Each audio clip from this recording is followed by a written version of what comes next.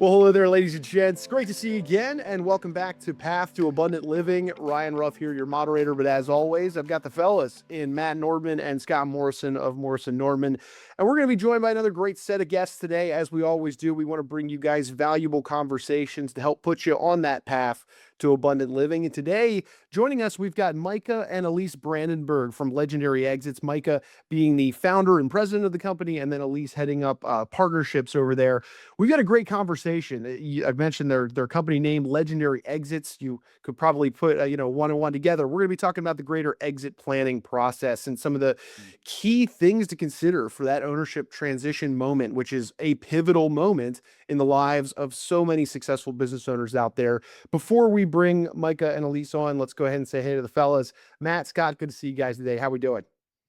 Ryan, great to see you. Professor, how are you today? I'm great. How about yourself? Good. Ryan, are you getting any sleep in your household right now? I am. We're turning a corner. He's little guy's about 7 months old now. We're talking 12 hours through the night, Matt. So it's pretty good these days. So, hence, the prior episodes, there may have been some bags under my eyes for those who've been watching on YouTube, but now we're looking good these days. So appreciate that. But good to hear. Yeah, it's good stuff. Turning a corner. But Matt, we've got some great guests. I know we've had this one circled on the calendar for a little bit today. Micah and Elise joining us from Legendary Exits. Why don't you frame things up for our audience? Why do we want to have these two on? I mean, we've had exit planning conversations on this show, but these two are special, and I think our audience is going to see that today. But frame it up for our audience.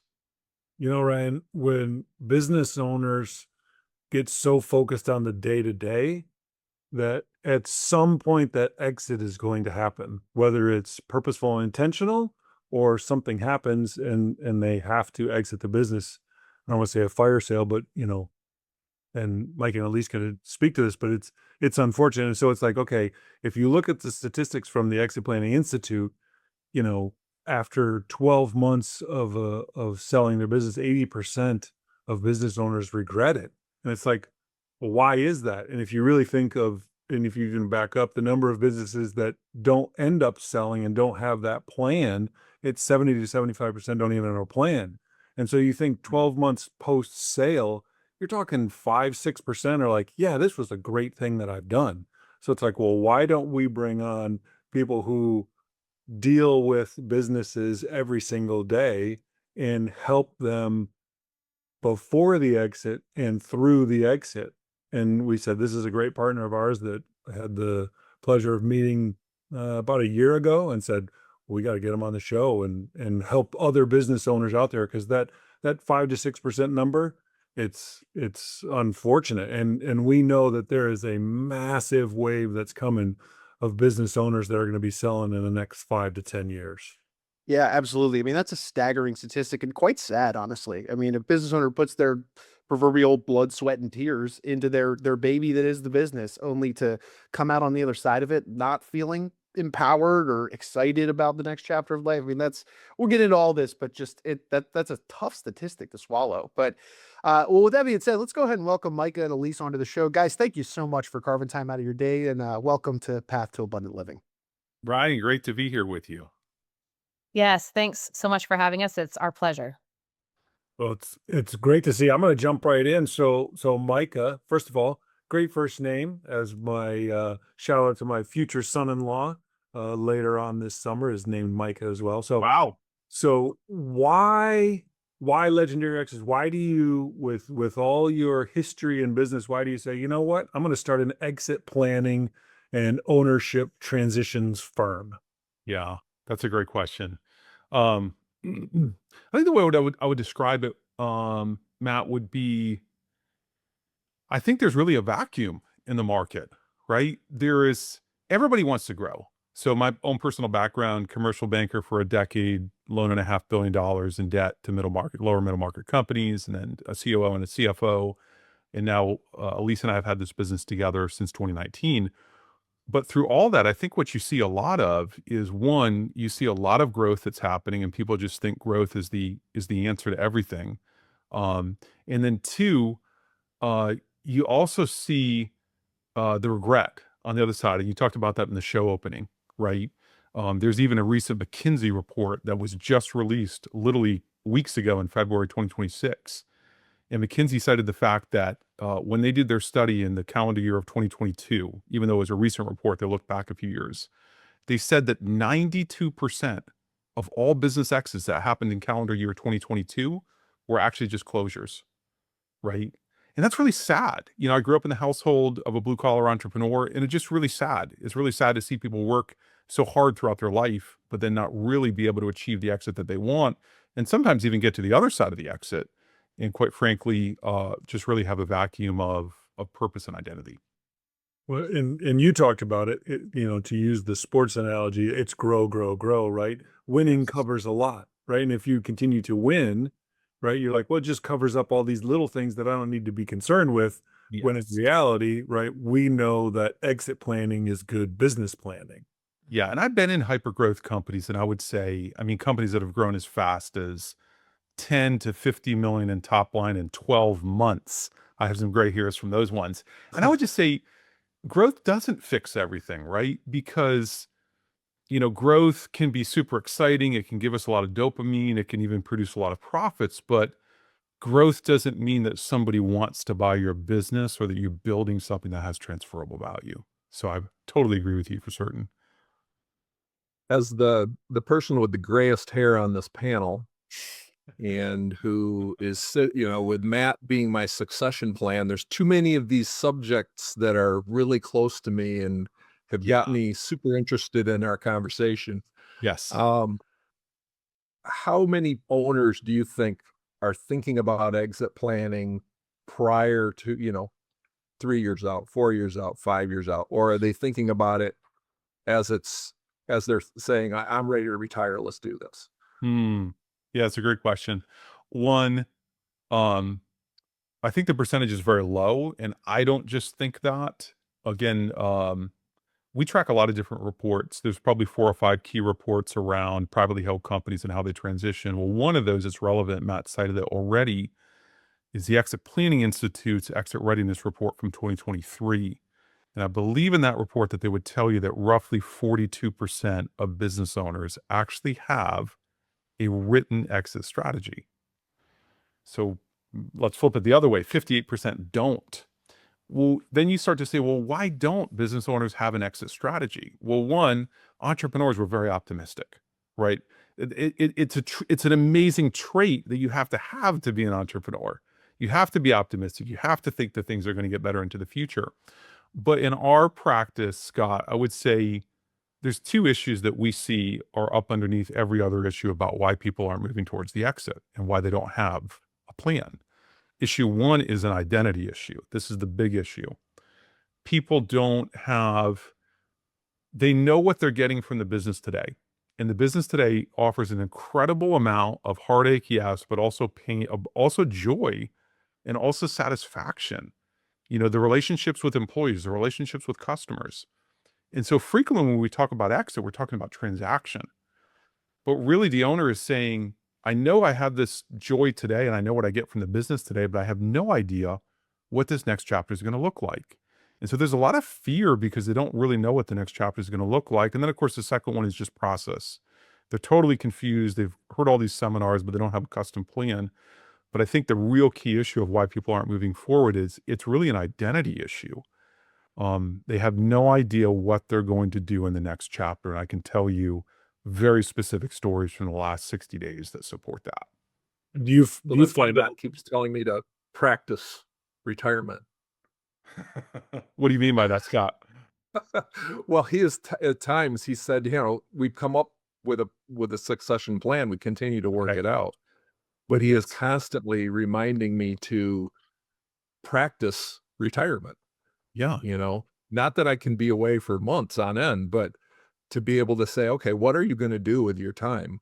Yeah. If you've wrapped up so much emotionally and so much of your identity in the business, where's that going to come from once I step away? You're asking the right question. And if I could, let me share a 3-part framework that we work with every client, both for the benefit of the listeners and Scott, maybe for your benefit, I don't know. That's mine. And, you know, every time that we work with a client, we're thinking about, okay, where's your business at today, but where do you want to go personally? And then how do we get there? That's the architecture of a beginning exit strategy we do. And so the three parts that we think lead to a life of abundance, which I was delighted to hear that the name of your podcast had abundance in it, because that's what we use as well. We talk about identity, purpose, and the average Tuesday. And so I'll just tease that a little bit with you and say, the core issue about why people don't have clarity and why they don't want to move to the next chapter is one, they don't know who they are from an identity point of view or what they want to be known as in the next chapter when they're not a business owner. So one question I'll ask, I have 4 on this that we work through with clients. And I'll say, hey, imagine that you're at a dinner party 20 years from now. And you're sitting down next to somebody and you're introducing yourself and they have no idea that you used to own a business. How do you want to introduce yourself in that moment? Right? That's an identity piece, right? Who are you? And what do you want to be known as? And then as we work through that with a client, then we'll move into sort of purpose, like, hey, how are you going to have meaning and purpose in your life each day? And so we'll work through a handful of questions there. And then we'll tease that out from an identity and a purpose point of view, really into, okay, well, what is it really going to look like on that average Tuesday and that average week? I think a lot of times we start the other way and we say, oh, I want to play golf or I want to go fishing. And there's nothing wrong with that, right? But I think the deeper questions of life, or how are we going to have meaning and purpose and who are we? And then how does that impact the way that we show up each day? That identity piece really, so for us, like as business owners, right? Like you just said, that a lot of people are tied up is like, well, Yeah. I am the business and the business is me. Yes. And then that transition, right? When we interviewed Cheris about that transition, Yes. we saw this, and I don't know if you saw this similarly. So our kids played volleyball in college, and when Awesome. COVID came along, we always told our kids, hey, you are Alexandra and Ashley who play volleyball, not Yes. identify. And they had a lot of teammates who struggled through that time because of that identity that you're talking about. Their identity was, well, I'm a volleyball player, instead of, no, I'm so and so who happens to play volleyball. And so it Yeah. sounds, the business owners go through the same thing. They're so wrapped up in that. 100%. 100%. I mean, I can think back to the last 90 days. I have sat with clients because we take clients through that process through at a high level. We'll do 2 sessions where we're working through 12 questions. We'll create a draft vision statement, again, identity and then purpose and then the average days. And then the magic in that process, just to be clear, is that we ask the client to share it with their spouse or partner and 2 or 3 friends who know them really well and invite feedback, because then they can't run away from that, right? But what I would say is I've had I've had owners that I've sat with in the last 90 days who've said things like, when we started to talk about identity, Micah, these last few years have been so tough that I feel like I've lost my identity to the business. I can think of a 60-year-old female tech founder who has a very successful business who shared that with me probably 90 days ago. I can think of other folks that's, they just have different pieces of the puzzle, but I think the key is we have to begin to think about where meaning and purpose comes from for us. And each one of us is going to answer that differently, right?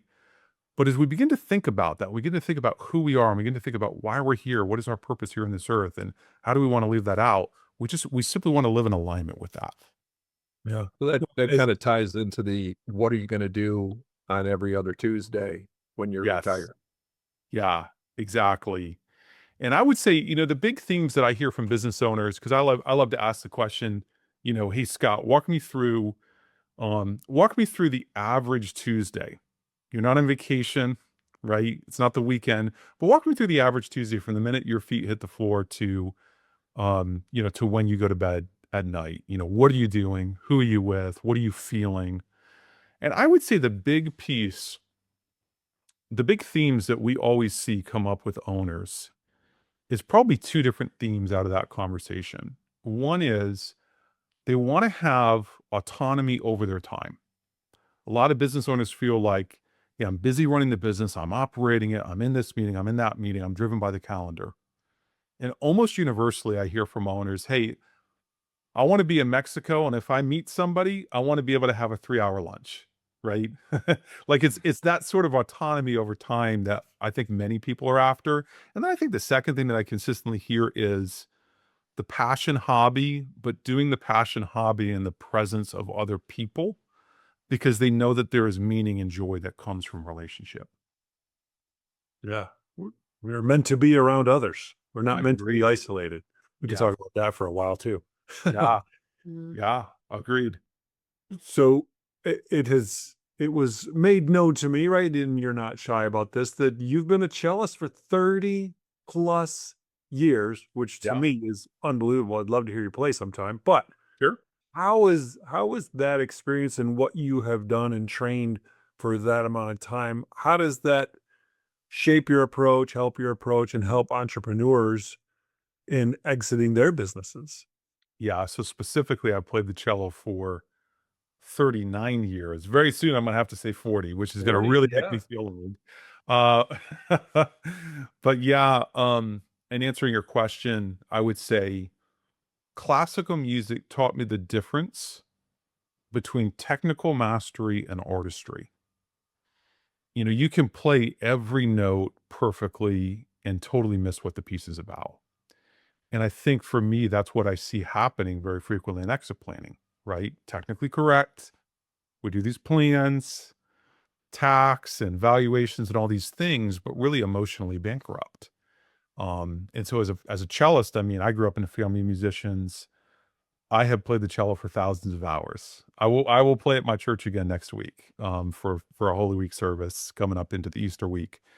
But you know, exit planning is the same discipline. It's years of preparation for a singular moment that happens once. It's very similar to the private discipline of music and the public performance.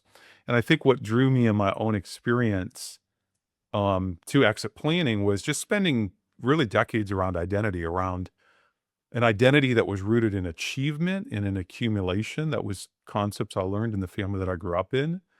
And then really, you know, by my 30s, you know, we were blessed, Elise and I, for my story, I went from literally poverty to being a millionaire in my 30s, but I found that really none of it produced what I was really looking for, which was acceptance and connection and the feeling of being known, right?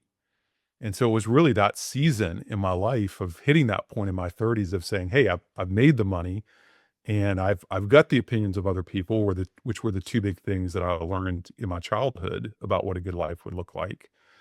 You know, that was sort of the breaking point to really rethink my life and really rebuild on the other side of it. And that was the reason that Legendary Exits itself exists. And so I think the beauty of that is that when I sit across the table from a business owner who's built something really significant, right? But they can't quite pull the trigger on what's next. You know, I'm not guessing about a lot of that. They're probably struggling with some of those same issues of misplaced identity that I struggle with in my own life. And what I'm hearing is it's helping them see the difference between the life of success and the life of significance, Oh, yes. right? It's when we go through the possibility meeting and discover everything that they're trying to do and Yes. dig deeper and say, yeah, you want to exit your business, you want to sell, and then bring in this significant other, whether it's family members or friends, to say, okay, let's help this family, right, move through this transition Hmm. to that next phase, whether it's having 7 grandkids under the age of 7, Scott, Yeah. right? Or whatever that may be. Yes. 100%. So much of what we've talked about so far is getting mentally ready to transition. It sounds like you do a great job of making sure that the client is allowed to just come in and kind of dominate the direction, focused only on valuation, only on, how to sell it. But it sounds like there's a lot of talking about why, Yes. why you were making the next move. Very similar to when we sit down with somebody who's very eager to talk about the nuts and bolts of an investment, but doesn't want to talk about why they're investing. Doesn't have that larger purpose behind it. At the same time, there's probably a few levers that you pull to find ways to help those owners dramatically improve the value of their business as they get to that point where you've helped them get to that stage of the game where, okay, I'm mentally ready to do this. I know why I'm doing this. I'm eager. And maybe they can start to see that, we talk about the spending and giving fearlessly. Well, maybe they want to move on to that stage of life where they start to give fearlessly. Maybe knowing how they're going to be able to do that and how that business can be how that valuation can be the optimal valuation. Yeah. So first up, I love your word of giving fearlessly, or your phrase there. That's not one you hear a lot, right? How did you guys come up with giving fearlessly? Well, I think a lot of it stems from we know that we can spend fearlessly if we have enough money. But one of the retirees always struggle with is, how do I also give and know I'm not going to run out? If I live to my normal life expectancy, if I have this X amount of dollars, I know what it takes to live my month to month lifestyle. Yes. But if I also want to be charitable, can I do both? And how to do that? Yeah. We love to empower. So to piggyback on what Scott says, it's so many people, right? They want to help their family first and foremost, right? Especially for those family stewards. Agreed. And then to show them not only that impact on their kids or their that generational impact, and what ends up, and potentially that eternal impact of showing them, whether it's to their family or, charities or whatever it is, and saying, okay, like Scott's saying, if they know they have enough, live to be 100, whatever the age is, and they're fine there. And now there's this extra, and you show them, this is what you can do, and this is what's possible. They get really excited about it. Yeah. I love it. I want to come back to Scott's question about growing valuations, because I think that was where I took us down a sidebar, which I really love, the fearless giving, because one of the things that I've been deeply impacted by is actually my father-in-law, Elise's father. And he's truly, there's no person that I know who's more generous than my father-in-law. And it's really his legacy. I mean, we think about legacy oftentimes in money, but the greater legacy is, of course, what we're what we're passing down in terms of values and habits and all of that. There's nobody I know who's more generous than Sandy McCormick, who's my father-in-law. So a shout out to my father-in-law on this podcast for living that out for us. A couple of things about growing valuations. First, I want to tie the personal to valuations. Somebody could be listening to this podcast and say, wow, this guy sounds like a life coach. I'm not a life coach, right? I've loaned $500 million of money in the first 10 years of my career. I've been the COO and CFO. I've done turnarounds. I've hyperscaled companies. I've literally sat in probably every seat at the closing table, both as a buyer and as a seller. I'm doing a $250 million roll-up right now in HVAC with some partners to sell a dozen HVAC companies in South Florida to private equity. So we know the technical side of the business, but I just want to tie the personal conversation we had to valuation growth and riff on 2 or 3 ideas. Here's the piece that we saw being in this business for almost 7 years now. You can create all the technical plans that you want for people. You can create all the exit strategies that you want. But if an owner does not see the future with radical clarity, taste it, if you will, very viscerally, they can taste it and ultimately want it, they will not move towards it. Secondly, the biggest issue when you're growing valuation, Scott, to speak directly to your question, the biggest issue that I find, and again, we're working primarily with companies that are doing about 5 to 100 million in sales, 1 to 10 million in EBITDA on average, right? Annual profits. The biggest issue is the owner's identity. I'm going to come back to the identity. And so much of the business runs through the owner, right? So as we start to think about things like, oh, well, let's make this business less dependent upon the owner, which I'll riff on in just a moment. That confronts at the core the joy and the satisfaction that the owner gets when they show up every day. So if I'm going to work with you and Scott, you're running a business, and I say, Scott, we got to create a leadership team, and we've got to empower people to run this business and make decisions without coming to you. You might feel threatened by that emotionally. You might not tell me that, but you might feel that in your core, right? right? Only have that conversation every day. And so here's the question, and this is the tie back. What do I have as a consultant or advisor to point you to in that moment where you feel threatened and when you want to turn back? What do I have to point you to encourage you to press on through the difficulty of transformation? I need a compelling vision of the future that you want. And that is, to tie it back, before I get into a couple of technical things real quick, that is why the personal vision is so foundational to growing the valuations of companies. Because if you don't have that, there's never going to be a greater and motivating enough why to get there. Does that make sense? Yeah.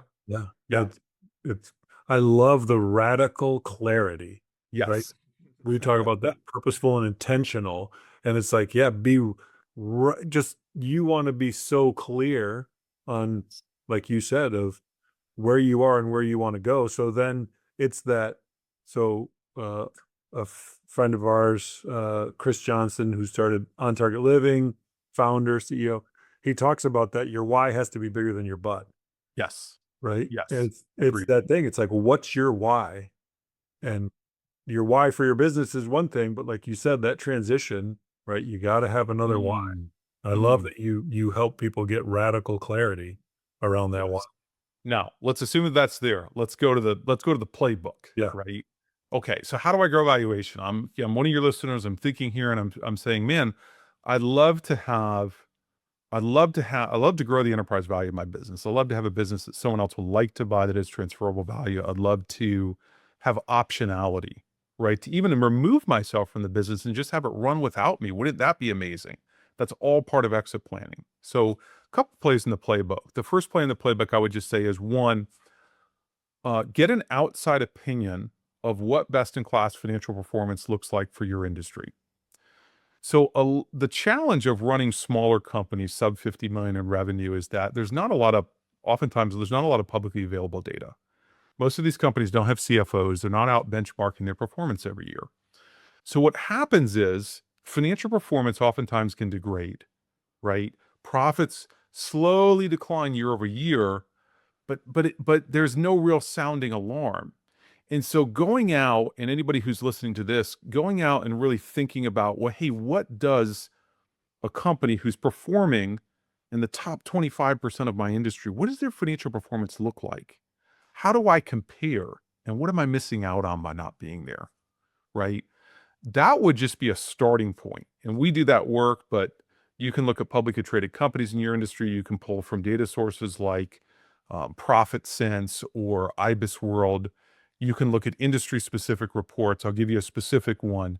Anybody who's an electrical contractor should 100% go by the NECA, NECA, the National Electrical Contractors Association. They produce an annual report. They invite all the membership to submit financial information. They anonymize it, right? And then they basically say, hey, what does a top company look like? You can buy it for $100. It's amazing, right? So there's all these opportunities to do that. But if I begin to understand what a great company looks like, and I begin to understand where I'm at relative, it leads to the logical question. Well, why am I not there?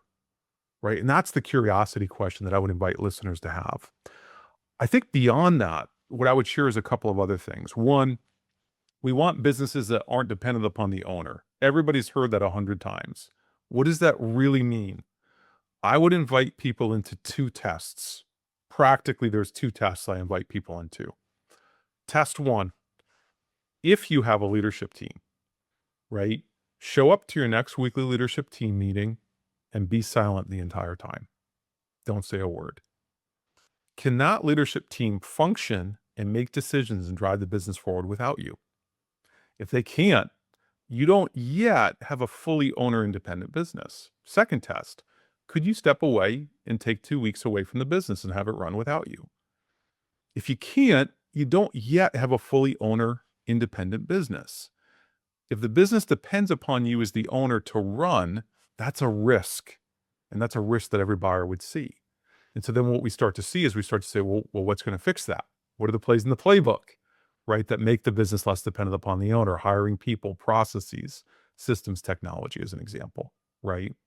I'll give you one last one before I before I wind down, and that is we tend to work with companies in particular who are generating anywhere from $1 million in bottom line profit, maybe up to 10 million. That's sort of our sweet spot. Selectively work with a few under it.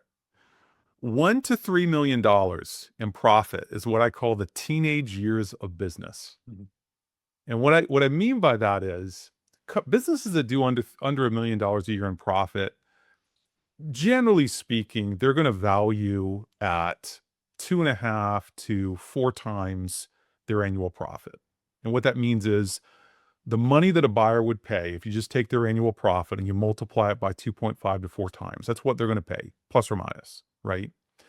When you get it to the $1 to $3 million in bottom line profit world, there's an incredible amount of opportunity, right? Because those businesses typically would value somewhere around 4 to 5 times profit. But when you hit that $3 million in bottom line profit threshold, you automatically, and across every industry I've ever seen, you're valued at anywhere from 6 times profit plus. Why? Because private equity and strategic buyers are really interested in you. And so my biggest advice in my biggest sort of dreaming that I oftentimes do with clients who are in that $1 million, $1.5 million, $2 million in bottom line profit ranges, man, how do we get you to $3 million and greater as fast as possible?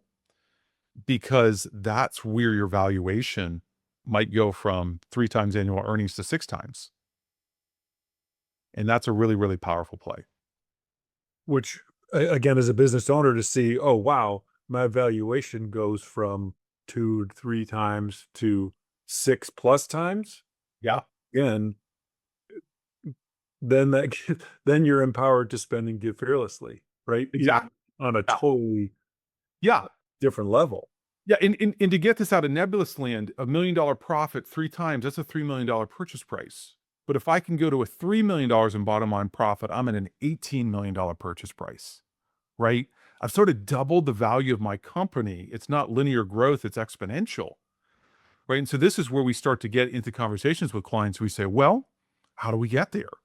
Are we going to grow internally through organic growth by acquiring customers on our own? Or are we going to think about an inorganic growth strategy? And that's code for buying other companies. Yeah. In your experience, when you start going through the process with people and you start laying this out, what kind of pushback do you get? Do you get the, well, but you don't understand this and but you don't understand that? And you're Yeah. like, well, I kind of do. Oh, yeah. I mean, the first thing is that, advising people is a journey, right? And the goal is to create a framework and a well-worn path. And we've created that with what we call the legendary exit blueprint, which is 4 big phases that we take people through from, hey, we can take you from here all the way to the exit and into the next chapter. But yes, it's very much a process. I'm going to give you an example. I've got one client recently that she had originally told me, and we're targeting at a $20 million exit for her business. And she told me, or tail end of racking up the exit strategy. And as we started walking through the 8 different questions, she was like, okay, I got 5 years. 5 years and I got to be out by the end of 2030. Then she showed up to a meeting because we're going through a process and she's thinking about other elements of her life. She's thinking about kids. She's thinking about different life events. She's like, no, I've only got 3 years. I was like, whew, that's a big uphill battle. We got to accomplish the same thing now in 3 years. Then she shows up to the next meeting, probably 2 weeks later. And she says, well, I've got 2 minority partners that own a certain percentage of the business. And we need to get to a higher valuation so that this is going to be meaningful to them. So I share that just to say, Matt, like, I think people start the process with one train of thought. And then as you begin to educate and you begin to not push people into a bucket, but you say, hey, what's right for you? What aligns with your values? What aligns with your timeline? What aligns with what you want, right? That identity and purpose. And it teases out all sorts of different ways and people get clearer and clearer as they move through the process. So I know we've taken a lot of your time and we haven't heard from Elise. So I have a question for both of you. What is the best part of working with your spouse? I'm going to let Okay. you go first. Okay, I will start. I think so we have not always worked together. Micah said this. I have a background in technology and accounts management and when we first considered the idea, I think candidly there was a small hesitancy on my part and I thought, I don't know. I don't know about working together with my spouse. It was just different, right? We're great at home renovation projects together. But what would that look like to be working together all the time? But I think one of the things that I've learned and have come to love is that it puts us on the same team fighting the same battle. It puts us on the same team serving the same client, right? And so each of us come with different strengths and perspectives, but I do love that we feel like we're in it together and we're building something together. And there's some additional glue that gives you, even as a couple, outside of your personal relationship, to really feel like we are in this together for good or for bad, right? And I have really enjoyed that aspect of it. Um, Yeah. a different dimension of being on a team together. And I say challenges, but candidly for us, it's for me, I'll let Micah speak, but it's really been a great experience of also getting to see your spouse shine in their own environment, right? In a different way than what I would see around the dinner table or even with our kids. But in a business setting, you get to see even other traits and strengths of your partner come out. So I have really enjoyed that in working together with Micah. Hmm. Matt, I'll chime in and say, I've always been, well, I don't know if always, but I would say I'm a student of the game of business, right? I mean, I started in banking and you learn finance, you learn accounting, then you start getting into go-to-market strategies, start getting into operations, all these sorts of things. But what you quickly come to the conclusion on if you're going to be a real leader in business is that business is about people. And so probably going back at least a decade ago when I shifted out of large corporate into smaller entrepreneurial companies as a COO and a CFO, I struggled with people. I struggled with leading and spent a lot of time really thinking about that and getting mentored and reading books. And then quite frankly, that probably is one of my strengths now. But I give all that backstory to say it's really fun to give the same level of energy. And I should have probably been, I should have been doing this as a husband, right? Independently of this. But it's really fun to give the same level of thought to your spouse in terms of understanding their personality and their strengths that you would to a key employee in business, right? Like people listening to this, they might run DISC assessments or Myers-Briggs or Enneagram or Colby on their team. And those were all things I'd done in my past. But since Elise and I have started working together about 2 years ago, I've had her take some of those, right? And so now I'm sort of seeing all these amazing strengths and I'm like, I'm a little bit slow to the whatever the draw is. You're slow to the draw for whatever reason. But I'm seeing all these new wonderful things, about Elise that I've always known were true, but now I'm hearing it from other sources, if that makes sense. And that's been just a really wonderful thing for our relationship and just admiring and respecting who Elise is as a person.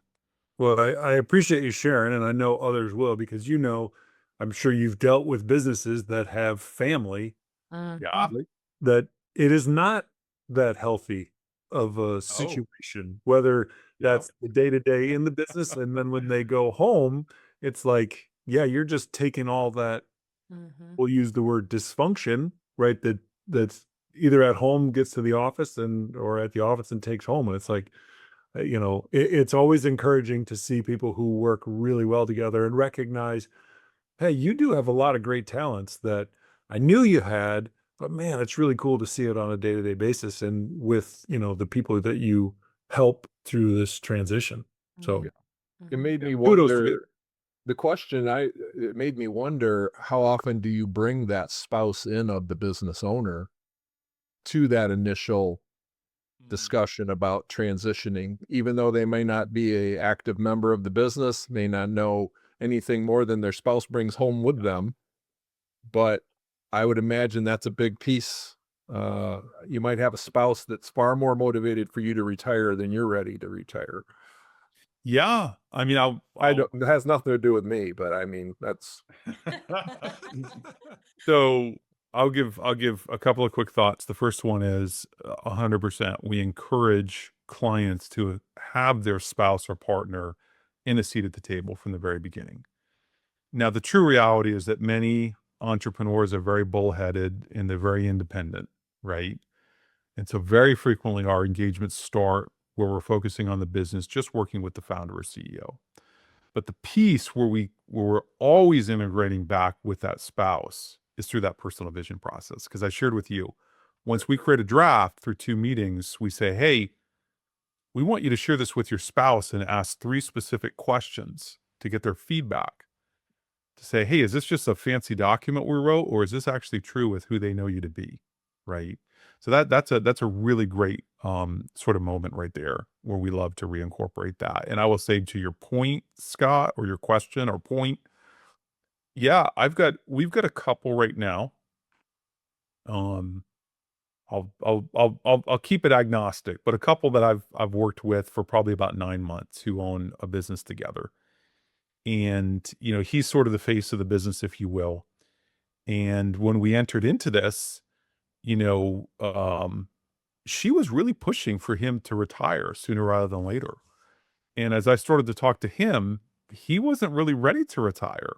In fact, he was like, man, you really got me thinking about this whole piece of identity. And, you know, we've been working on that, but he's, hey, I'm 5 years out.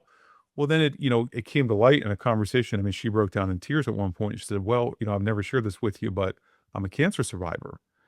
And she said, I really fear that, you know, how much time do I really have with my husband? And he's so involved with the business, I fear that time is going to pass us by and that we're not going to have those moments together because she's fearing, you know, a reprisal of the cancer.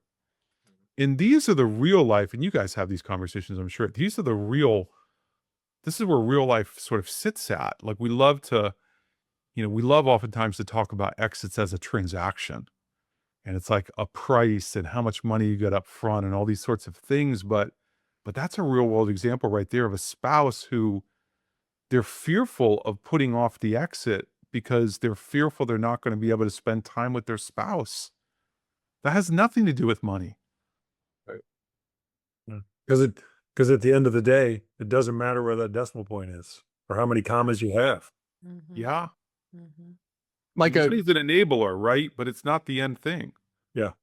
yeah, Micah, given what you just mentioned, there's that interpersonal component that usually comes out deeper into conversations. There's the literal decimal points, and then there's also that radical clarity, which I love that you spoke about earlier.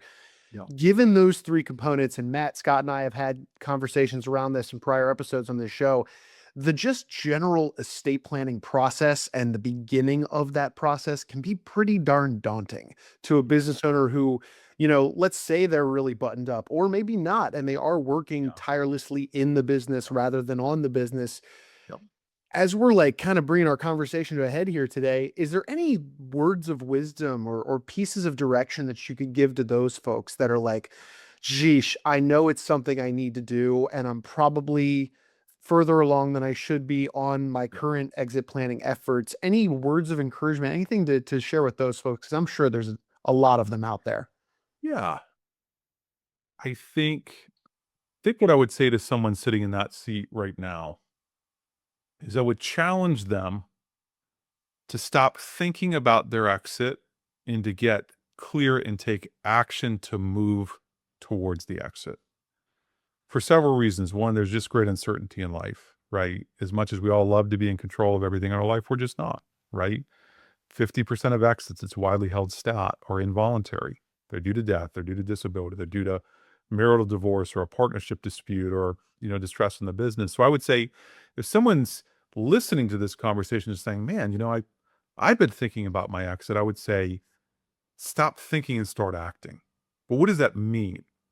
Well, in our practice, I'll just give a very specific example, legendary exits.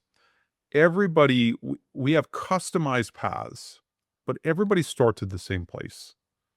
And where that same place is at is an exit strategy. You say, well, what's an exit strategy? It's 8 questions, right? It's not a mystery.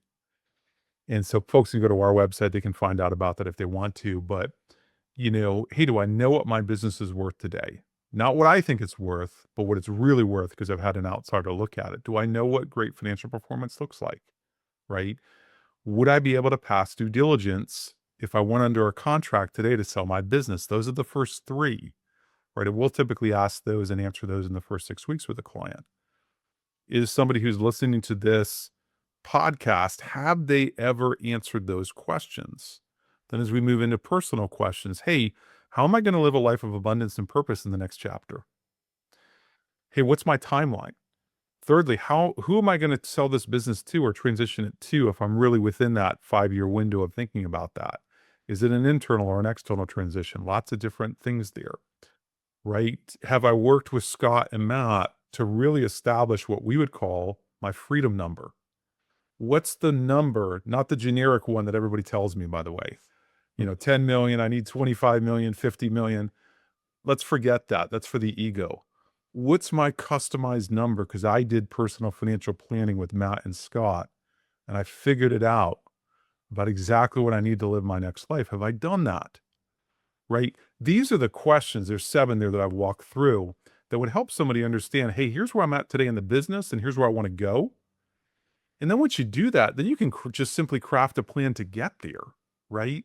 So I would say if somebody is here and they're thinking about that, right? And so many folks are thinking about it. Stop thinking.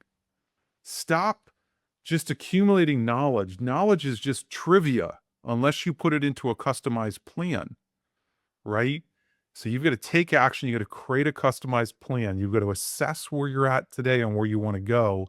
And then you got to be growing with intention, right? And now those are the things that are really going to change the situation for folks who are thinking about an exit to actually achieving a truly legendary one. So there's people who are listening or are raising their hand going, okay, how do I get radically clear? What's the first step I should do? Yeah. Yeah, that's really great. I would say the first step is to stop just listening to podcasts, although I've loved being in this conversation with you, Matt, today, and Scott with you. And again, to take action. So what is that action? I think reaching out to you guys is an amazing first step. I think certainly if folks want to learn about our work and we collaborate with Matt and Scott, they can go to legendaryexits.com. And I think a great first step is to have a conversation. If you want to move from knowledge to action, you need to come out of the dark and into the light. You need to have somebody who's going to help you gain that radical clarity and take the action. And Matt, that could be your team with you and Scott. That could be our team. And of course, we always meet in the middle at some point. But it's really a conversation. That's the starting point, right? And so the way that looks in our particular business is that we invite folks into a conversation that we call an exit clarity call. And we're not there really to talk much at all about us. We're just there to learn about a client's business and where they're at today and where they want to go. And then we've got some free tools that we can offer to them. And then certainly with some folks who say, man, I really need that help, we invite them into a relationship with us. And I'm sure that's similar to what you guys do. Fantastic. Well, this has been great. I know a lot of people are going to find this extremely helpful. Extremely Awesome. helpful. So thank you, Micah. Thank you, Elise. Greatly Thank you. appreciate your time and expertise. Yeah, it's been great to be with you, Matt, and with you, Scott, and with you, Ryan. Yes, thanks for having us. All right, folks, there you have it. Micah and Elise Brandenburg from Legendary Exits. Just a great conversation into the world of exit planning. And it's a big, deep one with a lot of questions and a lot of that radical clarity that is really needed. Guys, let's hit our key takeaways from the conversation. Scott, we'll lead off with you today. You had mentioned earlier, Matt is your succession plan, and a little tongue in cheek, but at the same time, I'm sure today's conversation was also very specifically valuable for you. What were some of your takeaways? Yeah, I mean, I keep thinking about, we kind of joke about Mike Tyson being the philosopher that he is, when you say everybody has a plan until you get hit in the face. And I think about our succession plan, and as well devised as it has been, and as much discussion as we've had about it, there's actually been things that have happened that could have interrupted that significantly. And so, I think about, what's been shared today is making sure that first and foremost, rather than working out the nuts and bolts, which you obviously need to do, you need to know the why. You have to know the why. Why are you exiting? Why are you prepared to take the next chapter? And have those discussions with the person who's going to be the succession plan with your team. I certainly, what hits home is, can your business run without you? I think that's a sign of a successful business. And then, being able to have that conversation with your family about what's retirement. That's the word we throw out there, is retirement. But really, I think, what are you going to be doing? I mean, what's the chapter going to look like? It's not just being retired. It's, what are those things you're going to spend your time doing so that you still feel as empowered and as important as you did while you were working? So if you haven't even spent any time thinking about that because you're so wrapped up in the day-to-day operations of your business, then you really haven't taken that first step towards exit planning, is what I'm getting. Matt, what about you? Yeah, you have to be thinking, when you look at the Exit Planning Institute, right? The big thing is like, and we talked about it earlier, exit planning is good business planning. As Micah said, statistically, 50% of all exits, right, are not what people chose. It was death, disability, divorce, partnership issues, whatever it is. And so it's like, so you spend all this time building your business and yet you don't have stuff in place. So one, which we know this, right, is plan, but it comes back to that why. Scott and I talk about this with clients all the time. It's the why. What is the why? It's like, yeah, we can get on the nuts and bolts about, well, this particular tax loss harvesting strategy or this leveraging strategy for this. It's like, yeah, that's all great, but why? Why are we doing this? Why do you get up every day to go into your business and run your business and do all these things? And if you don't know that why, and you don't know that next step, right? Because we talk about this all the time with people. People can see people on the other side having fun. They've sold their business, they've retired, whatever their retirement looks like. They can see that and they're like, man, that wall looks like it's 10 feet high and I don't even have a running start. How do I get over that wall? And it's like, well, it's how do you eat the elephant, right? One bite at a time. Take that first step and start having those discussions. And sometimes it's confronting to people to realize, oh, my identity is 100% wrapped up in I'm the CEO, or right, I run this business and everything runs through me. Well, that doesn't end My well. identity. Yeah, my identity. And if that's your identity, man, that ends up being pretty tough for some people to grasp that, oh, this business can run without me? Yeah, that's a good thing. Yeah, yeah. There's a beautiful blend there between the radical clarity that Micah spoke to and what you and your team do in terms of that spending and giving fearlessly, because they can be synonymous with each other. When you have the radical clarity, you can go spend and give fearlessly in your life and be on that path to, yes, I will plug the show title, Abundant Living.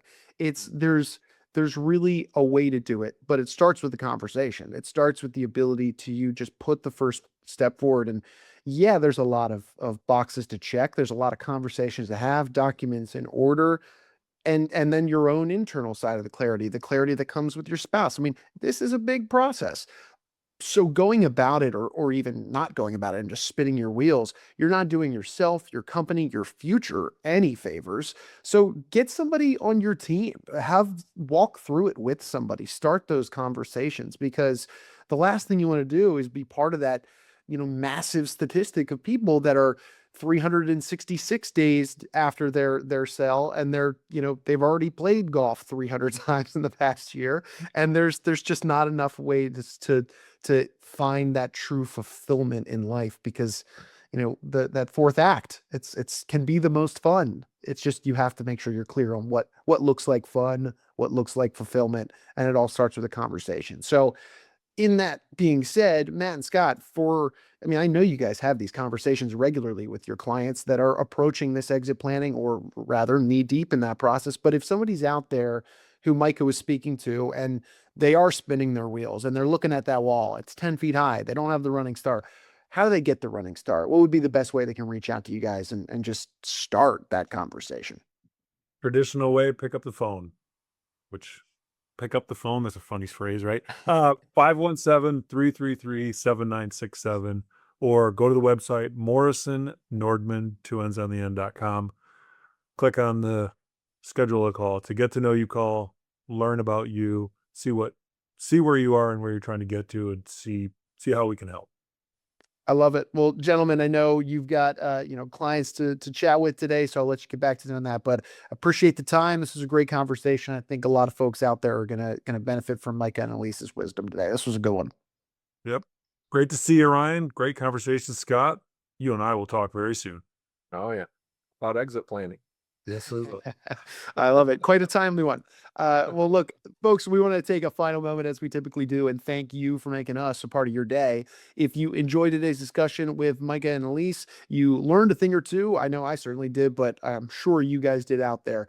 Make sure you hit the subscribe button on any of the platforms you checked us out on today, so that you don't miss out on any of those future conversations where Matt, Scott, and myself, we bring you different professionals from so many different walks of life to add value to your day-to-day and put you on that path to abundant living. But again, for Matt and Scott, I'm Ryan. We're going to go ahead and say so long now, but we appreciate everybody stopping by and being with us on Path to Abundant Living.